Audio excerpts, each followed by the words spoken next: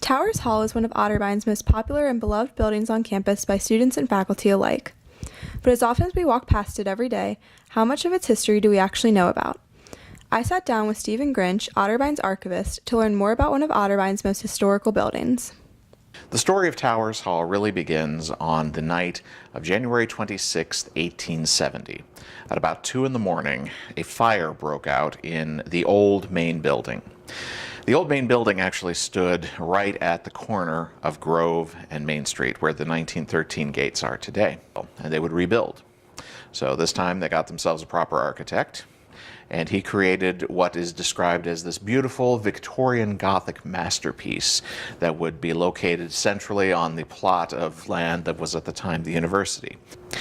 The tower's bell was put in place when the building was built.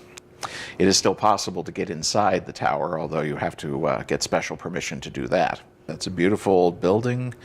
It was renovated in 1998-99 to look even more beautiful than it ever had in the past. So to be able to bring that building up to the standard on the inside that it looks on the outside is just wonderful. Over the years, it has served many purposes. Our first science lab was in Towers.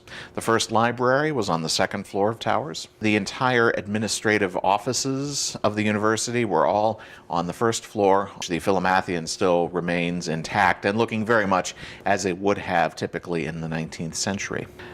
Towers is the one thing that every student who has come through Otterbein has had in common from 1871 through to the present day. You cannot go through Otterbein without taking a class at some point inside its hallowed halls. It's a wonderful tradition, and it is something that brings us all together, even in this age where we all seem to be going different directions all the time.